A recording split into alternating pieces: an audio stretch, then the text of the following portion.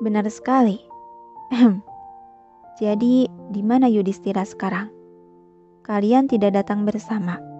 Tanya Pahandoyo karena tak menemukan wajah sahabat karibnya itu dari keempat orang yang ada di hadapannya sekarang. Sejenak Geranum berdehem seiring suasananya berganti ke mode serius. Dia menggerakkan jemari tangannya memberi isyarat pada para bawahannya yang berdiri di belakang sofa yang diduduki. Yang dengan sigap salah satu pria berjas rapih maju dan meletakkan sebuah map hitam ke atas meja. Untuk lebih mudah menjelaskan, Anda bisa melihat berkas ini dulu. Kata Geranum membuat lelaki parubaya itu semakin bingung dan penasaran. Walau sedikit ragu, tangan Pahandoyo mengambil map tersebut dan mulai membuka isinya. Ini tidak mungkin. Ceracauan ketidakpercayaan dia begitu melihat isi dari map tersebut. Kedua matanya mulai memerah berkaca-kaca merasakan perih di hati dan beralih menatap pemuda di hadapannya. Ada apa, Pak? Ibu Tarti ikutan panik dan mengambil berkas dari pegangan sang suami untuk dibacanya. Ini Yudhis? Dia ikutan shock sampai tak sanggup berkata-kata lagi. Yudhistira? Dia? Ucapan Handoyo tercekat dalam tenggorokan tak mampu lagi berucap. Benar, ayahku sudah tiada. Jawab Geranum memperjelas membuat sepasang suami istri tersebut semakin terpukul mendengarnya. Bagaimana bisa? Saya bahkan tak mendengar beritanya. Karena kami sengaja menutupi berita ini atas permintaan beliau. Salah seorang pria berjas di belakang sofa menjawabnya.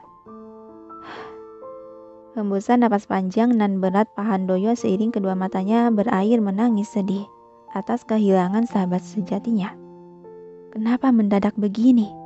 Apa sakitnya begitu parah? Padahal waktu terakhir berbicara di telepon, dia masih baik-baik saja. Kenapa dia tidak bilang apapun jika dirinya sedang sakit keras? Ceracauan pelan penuh penyesalan dan ketidakpercayaan Pahandoyo merasa bersalah juga sedih. Sampai beberapa saat kemudian suasananya kembali menjadi rileks dan tenang. Pahandoyo juga Ibu Tarti sudah bisa mengendalikan diri dari kesedihannya dan kembali bersikap santai menghadapi para tamu. Maaf, saya malah membuat kalian tak nyaman. Geranum mengangguk tipis tersenyum simpul. Dan sebenarnya saya datang kemari bukan hanya menyampaikan berita ini saja. Akan tetapi tujuan saya ada di bagian map terakhir yang Anda pegang. Hah? Alis Pahandoyo mengernyit menatap bingung. Silahkan Anda lihat dan baca terlebih dahulu map terakhir tersebut. Karena itu merupakan wasiat yang ditinggalkan dari Tuan Besar untuk Tuan Muda. Salah satu bawahnya kembali bersuara menginstruksi. Wasiat? Janji? Celetuk lemah Handoyo seiring jemarinya bergerak membuka isi map berikutnya dan membacanya dengan teliti. Ini? Seketika kedua bola mata dia melebar tak berkedip, sampai mulutnya sedikit terbuka saking terkejutnya dengan apa yang tertulis di atas kertas tersebut. Kenapa, Pak? Apa yang tertulis di sana? Penasaran Ibu Tarti ikut membaca isi berkas yang lagi-lagi dia dibuat terkejut akan isinya. Jadi, dia benar-benar menganggap serius ucapan dulu. Ceracau Pahandoyo teringat soal percakapan asal yang pernah diucapkan bersama dengan sahabat karibnya. Tatapan Geran menatap tak terbaca dan menyahuti. Dalam wasiat itu, ayah mengatakan bahwa Anda telah mengikat janji. Pahandoyo tertawa hampa masih terkejut dan belum sepenuhnya percaya. Sungguh Yudhistira ini. Bagaimana bisa dia menganggap omongan asal itu sebagai perjanjian? Dan bahkan dibuat surat wasiat begini. Gumamnya pelan lalu membalas tatapan pemuda di hadapannya dengan tatapan keseriusan. Jadi, dia ingin kamu menikahi putriku ya? Hah? Menikah?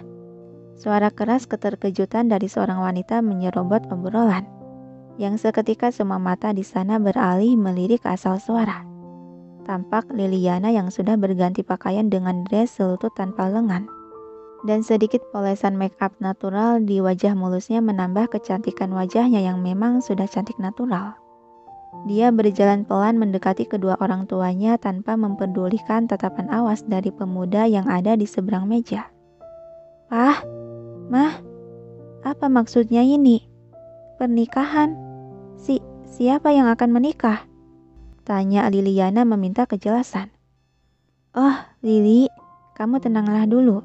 Dan duduklah, akan kami jelaskan," kata Ibu Tarti sembari meraih kedua tangan anak gadisnya sedikit ditarik agar duduk. Dan dengan nurut Liliana mendudukkan diri di sofa samping sang ibu, yang menghadap langsung pada pria yang katanya ingin melamarnya itu. "Sebelum itu, kamu sapalah dulu pada tamu kita. Jangan bertindak tidak sopan kayak gini," perintah Pak Handoyo. Dengan ragu, Liliana melirik pada lelaki yang masih saja sedang menatapnya itu. Matanya, dia sama seperti mereka. Batin Lili merasa risih juga gelisah akan tatapan tersebut. Segera dia palingkan pandangan ke arah lain. "Sungguh cantik sekali," gumaman pelan Geran menatap lekat penuh ketertarikan pada gadis cantik di hadapan. "Tuan," teguran sang asisten membuyarkan keterpakuan Geran. "Oh," seulas senyuman di sudut bibir Geran dengan pandangan masih tertuju pada gadis cantik itu. "Kau pasti Liliana?" "Yah, benar, Geran. Dia putri saya satu-satunya." Pak Handoyo menimpali karena gadis itu malah diam saja menundukkan pandangan. "Lili," dia berbisik menegur. Kembali senyuman tipis terulas di sudut bibir Geran. "Jadi, dia yang akan menjadi istriku?" "Hah? Istri?" Celetuk bingung penuh keterkejutan Liliana yang refleks menatap pada lelaki tersebut. "Benar, lusa kita akan menikah," jawab santai Geran diakhiri seringaian tipis, yang sontak membuat ketiga orang di sana terengah terkejut. Lusa?" serempak keluarga kecil Handoyono, yang malah dengan santai Geran menganggukkan kepala membenarkan. "Iya, lusa." "Menikah? Lusa menikah?" Bengong Liliana sudah tak bisa mendengarkan lagi obrolan saking syoknya. Kenapa secepat ini? Nak, maksud saya, apa tidak terlalu terburu-buru? Pemberitahuan tentang wasiat ini saja kan kamu baru memberitahukannya sekarang." Pak Handoyo mencoba memberi saran. "Saya tahu ini begitu mendadak bagi Anda. Tapi acara sudah dipersiapkan untuk lusa. Dan itu pun sudah diatur oleh ayah saya dari jauh-jauh hari sebelum dirinya pergi," ucap Geran meyakinkan. "Tapi nak, putriku, Pak Handoyo," serobot Geran memotong ucapan. Dia menatap dingin tersirat keseriusan. "Apa sekarang Anda mencoba lari dari pertanggungjawaban atas perjanjian Anda dengan ayah saya? Dan Anda tahu, dengan begini sama saja Anda sedang meremehkan kehormatan keluarga Yudhistira." Merasa terintimidasi akan tatapan itu, seketika Handoyo tertegun menelan ludah. "Sungguh, anakmu mirip sekali dengan Yudhistira." Senyuman kecil seiring terkenang lagi wajah sahabatnya dalam ingatan. "Baiklah, biar bagaimanapun dalam wasiat itu, putriku harus menikah denganmu kan? Dan Anda tidak berniat menghalangi wasiat ayahku kan?" Geran masih menatap tajam menekan. Dengan pasrah Pak Handoyo mengangguk tanpa bantahan lagi. Tentu saja, karena ini merupakan keinginan terakhir sahabatku. Jadi aku harus mengabulkannya. Saya merasa senang jika Anda menerimanya dengan baik begini." Iya, tentu."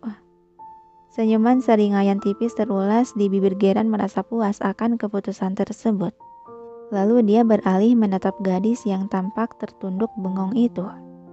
"Akhirnya, aku akan memilikimu, Liliana," gumam dia pelan hanya terdengar oleh diri sendiri.